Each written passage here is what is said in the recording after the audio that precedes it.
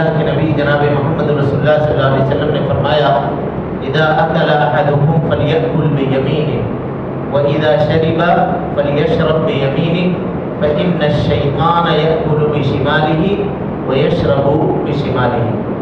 جب تم میں کا کوئی آدمی کھائے تو اسے چاہیے کہ اپنے داہنے ہاتھ سے کھائے، اور جب تم میں کا کوئی آدمی پیے تو اسے بھی چاہیے کہ وہ اپنے داہنے ہاتھ سے پیے، اس لیے کہ شیطان اپنے بائیں ہاتھ سے کھاتا ہے اور اپنے بائیں ہاتھ سے پیتا ہے. تو یہ پتہ چلا کہ اگر انسان کو بہت مجبوری نہ ہو، یعنی یہ کہ اس ہاتھ سے کام نہ ہو سکے، تو ایسی صورت میں بحالت مجبوری ہی بائیں ہاتھ کا استعمال ان کام میں کرنا چاہیے. بصورت دیگر کھانے اور پینے اور کسی بھی مسئلے میں آدمی کو کیا کرنا چاہیے؟ اپنے داہنے ہاتھ کا استعمال کرنا چاہیے، داہنے ہاتھ کا استعمال کرنا چاہیے، کیونکہ بائیں ہاتھ سے کھانا پینا یا بائیں ہاتھ کا استعمال کرنا ہر محترم کام میں، ہر بہتر کام میں یہ کام کس کا ہے؟ شیطان کا ہے. اور اللہ کے نبی جناب محمد رسول اللہ صلی اللہ علیہ وسلم نے شیطان کی اور شیطان کی پرستش کرنے والے لوگوں کی مخالفت کرنے کا ہم کو اور آپ کو حکم دیا ہے. ہم شیطان کی مخالفت کریں، اور جو شیطان کی پوجا جو لوگ کرتے ہیں یا شیطان کی اتباع اور پیروی جو لوگ کرتے ہیں، یہود و نصارہ اور مشرکین، اللہ کے نبی جناب محمد رسول اللہ صلی اللہ علیہ وسلم نے ان کی مخالفت کرنے کا ہم کو اور آپ کو حکم دیا ہے. اس سلسلے میں ایک روایت ہے، امام بخاری رحمۃ اللہ علیہ نے اور امام مسلم رحمۃ اللہ علیہ نے اپنے صحیح کے اندر اس روایت کو نقل کیا. کہتے ہیں کہ ایک آدمی اللہ کے نبی جناب محمد رسول اللہ صلی اللہ علیہ وسلم کے پاس آیا اور اپنے بائیں ہاتھ سے اس نے کھانا شروع کیا. تو اللہ کے نبی صلی اللہ علیہ وسلم نے کہا کہ بائیں ہاتھ سے نہ کھاؤ، داہنے ہاتھ سے کھاؤ. تو اس نے تکبر کرتے ہوئے، سرکشی کرتے ہوئے یہ کہا کہ نہیں، میں دائیں ہاتھ سے نہیں کھا سکتا، میں دائیں ہاتھ سے نہیں کھا سکتا. تو اللہ کے نبی صلی اللہ علیہ وسلم نے کہا لست دع، تو اب کبھی نہیں کھا سکے گا دائیں ہاتھ سے. اور نتیجہ یہ ہوا کہ اس کا یہ ہاتھ سوکھ گیا اور پھر وہ کبھی بھی اس ہاتھ کو اپنے منہ تک نہ لے جا سکا، اس ہاتھ کو، اپنے داہنے ہاتھ کو اپنے منہ تک نہ لے جا سکا. اللہ رب العالمین نے اس کے تکبر کی وجہ سے اس کو اپنی ایک نعمت جو ہاتھ کی شکل میں عطا کی تھی، اس نعمت سے اللہ نے اس کو کیا کیا؟ محروم کر دیا. آج کل جس کلچر میں ہم اور آپ جی رہے ہیں، داہنے ہاتھ سے کھانا پینا بھی معیوب سمجھتے ہیں لوگ. یہاں تک کہ اخذ میں، اعطاء میں، یعنی کسی کو دینے میں یا کسی کو لینے میں بائیں ہاتھ کا استعمال کرتے ہیں، کھانے میں بھی بائیں ہاتھ کا استعمال کرتے ہیں، سوچتے ہیں کہ ہمارا یہ ہاتھ گندا ہو جائے گا. تو یہ کلچر اور تہذیب جن کے نزدیک ہوگی ان کے نزدیک ہوگی. ہمارے نزدیک کیا ہے کہ ہم داہنے ہاتھ سے کھائیں گے، داہنے ہاتھ سے پیئیں گے، اور ہر وہ کام جو محترم ہے، جو عزت والا کام ہے، اس کام کی ابتدا اور شروعات ہم کو کس سے کرنی ہے؟ دائیں جانب سے کرنی ہے، دائیں ہاتھ سے کرنی ہے. یہ اللہ کے نبی جناب محمد رسول اللہ صلی اللہ علیہ وسلم کی تعلیمات.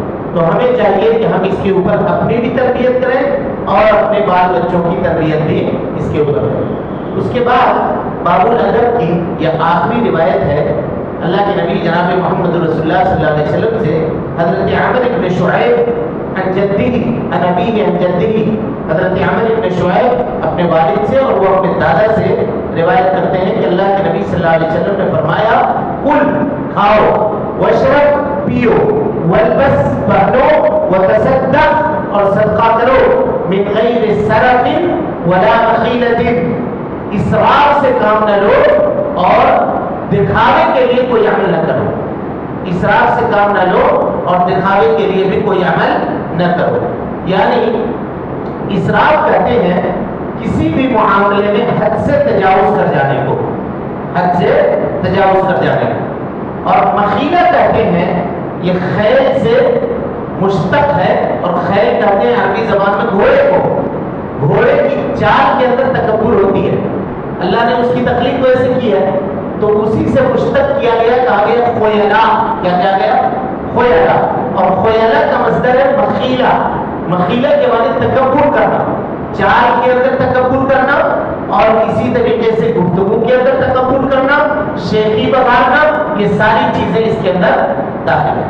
اللہ تعالیٰ نے انسان کے لیے دنیا میں ہر پاکیزہ چیزوں کو حلال کیا ہے۔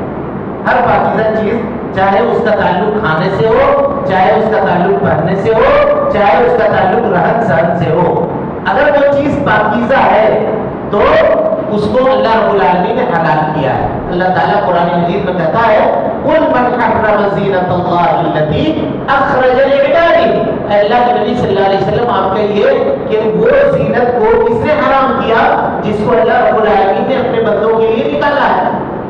تو جو دنیا میں زیب و زینت کی جائز شکلیں اور جائز چیزیں ہیں وہ کن کے لیے ہیں؟ مومنوں کے لیے ہیں۔ مومن اس کے استعمال کرنے کے زیادہ حقدار ہے، لیکن شرط اس میں یہ ہے کہ وہ چیز کیا ہو؟ پاکیزہ ہو، وہ چیز طیب ہو، وہ چیز حلال ہو اور جائز راستے سے اس کو کمایا گیا ہو، جائز راستے سے اس کو اخذ کیا گیا ہو، حاصل کیا گیا ہو۔ اسی طرح سے اللہ رب العالمین نے قرآن مجید کے اندر اللہ کے نبی جناب محمد رسول اللہ صلی اللہ علیہ وسلم کے اوصاف کا جو تذکرہ کیا، صفت کا، تو اس میں کہا وَيُحِلُّ لَهُمُ الطَّيِّبَاتِ وَيُحَرِّمُ عَلَيْهِمُ الْخَبَائِثَ۔ اللہ کے نبی صلی اللہ علیہ وسلم کے کاموں میں سے ایک کام یہ ہے کہ وہ پاکیزہ چیزوں کو حلال کرتے ہیں اور وہ چیزیں جو خبیث ہیں، نقصان دہ ہیں، ناپاک ہیں، اللہ کے نبی صلی اللہ علیہ وسلم اس کو کیا کرتے ہیں؟ لوگوں کے اوپر حرام کرتے ہیں، اپنی امت کے اوپر حرام کرتے ہیں۔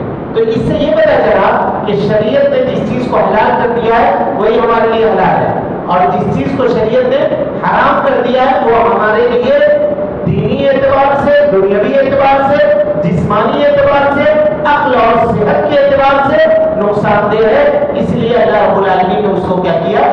ہمارے لیے حرام کر دیا۔ اور اس سے یہ بھی پتہ چلا کہ وہ کام جو مباح ہو، جائز ہو، انسان اس کو کر سکتا ہے اور اس سے فائدہ اٹھا سکتا ہے۔ اللہ تعالیٰ کہتا ہے وَهُوَ الَّذِي خَلَقَ لَكُم مَّا فِي الْأَرْضِ جَمِيعًا، وہ اللہ رب العالمین ہے، وہی ذات ہے جس نے دنیا کی تمام چیزوں کو تمہارے لیے بنایا ہے۔ دنیا کی تمام چیزوں کو تمہارے لیے بنایا ہے، ظاہر ہے جو پاکیزہ ہیں، جو جائز ہیں ان کو۔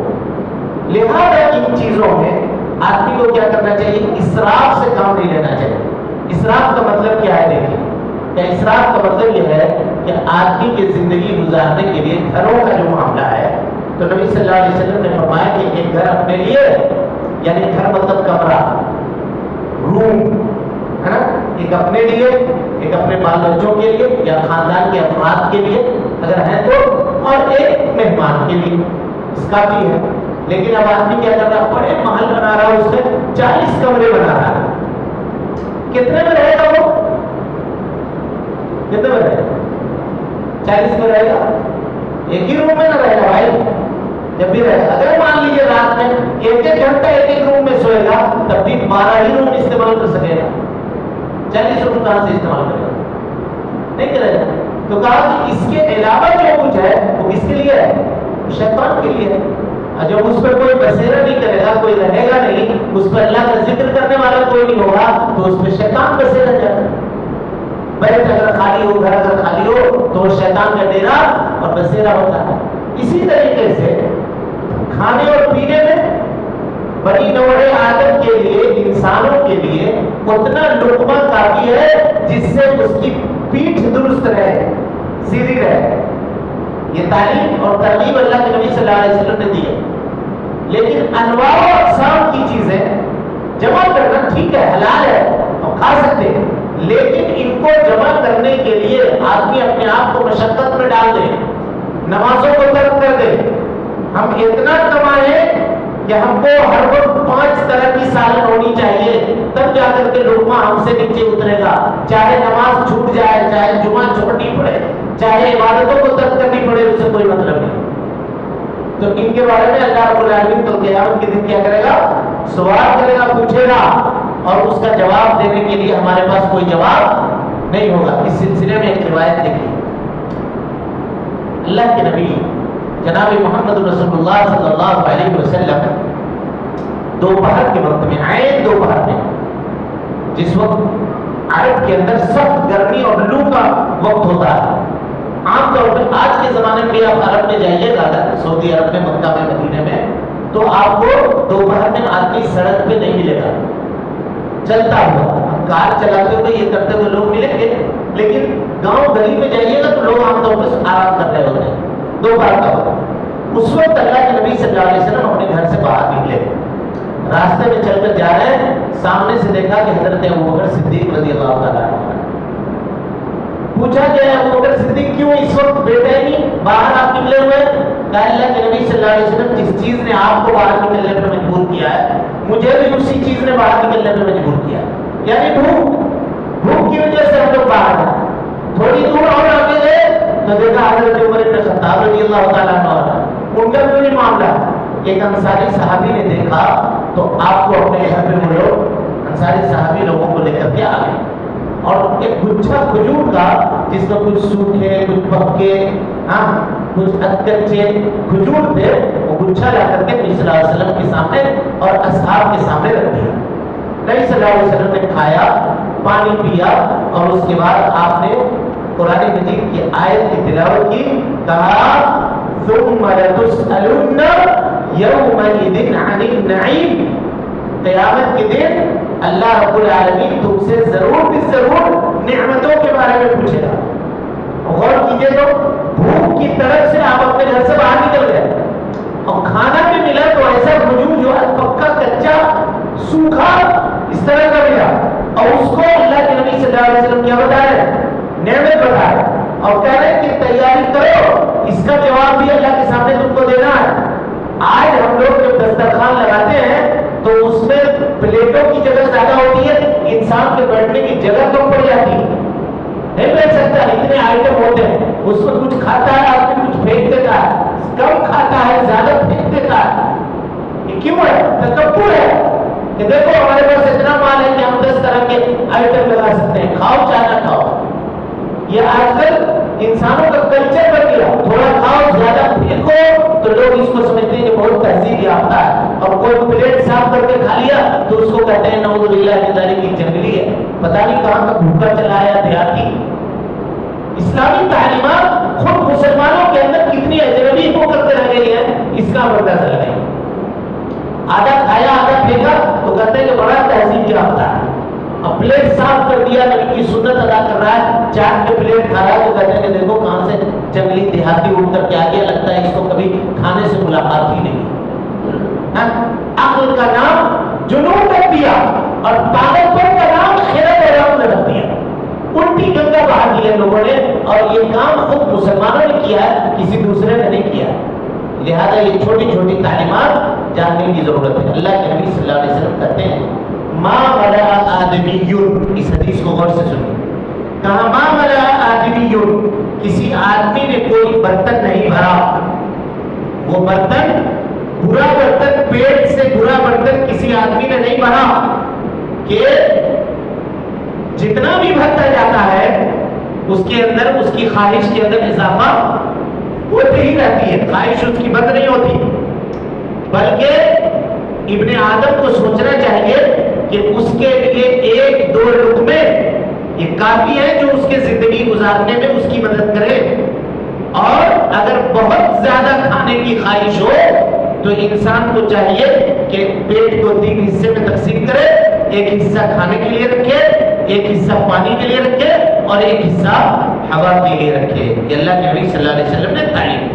تاہم اگر کوئی آدمی کئی دنوں کا بھوکا ہو اور کھانا اس کو دستیاب نہ ہو تو وہ پیٹ بھر کے کھا سکتا ہے، اس میں کوئی حرج کی بات نہیں ہے. اس کی دلیل حضرت ابو ہریرہ کی روایت ہے، کہا کہ ہم لوگ بھوکے تھے، کہیں سے دودھ آیا تو اللہ کے نبی صلی اللہ علیہ وسلم نے سب کو پلایا اور مجھے بھی دیا. میں نے جب پینا شروع کیا تو پیا پیا پیا، نبی صلی اللہ علیہ وسلم کا اور پیو اور پیو اور پیو. جب میں نے کہا اللہ کے نبی صلی اللہ علیہ وسلم لا اجد له مساغا، اب میرے جسم میں کوئی ایسی جگہ باقی نہیں ہے کہ جہاں یہ دودھ جا سکے، بس کیجیے، پیٹ بھر گیا. تو ایسی صورت میں آدمی پیٹ بھر کے کھا سکتا ہے، اس میں کوئی حرج کی بات نہیں ہے. اسی طرح سے کپڑا پہننے میں بھی آدمی کو چاہیے کہ وہ اسراف سے کام نہ لے، اسراف سے حد سے تجاوز نہ کرے. جو ضرورت ہو اس ضرورت کے مطابق اپنے کپڑے سلوائے یا ان کو استعمال کرے. ہاں اگر کوئی آدمی صاف کپڑا پہنتا ہے، اچھا جوتا پہنتا ہے اور صاف اور ستھرا لباس پہنتا ہے تو یہ تکبر کی علامت نہیں ہے، کیونکہ اللہ کے نبی صلی اللہ علیہ وسلم نے فرمایا کہ اللہ رب العالمین اس بات کو پسند کرتا ہے کہ اللہ تعالیٰ نے اگر کسی کو کوئی نعمت عطا کی ہے تو اس نعمت کا اثر اس کے جسم کے اندر دکھے، ظاہر ہو۔ خود بھی نہیں کھا رہا ہے، استعمال نہیں کر رہا ہے، بال بچوں کو بھی نہیں کھلا رہا ہے، استعمال نہیں کروا رہا ہے، اور اس کا جو باقی دھرا ہوا ہے تو کیا کفن میں لے کر کے جائے گا؟ ان چیزوں کو نہیں لے کر جائے گا۔ کھانا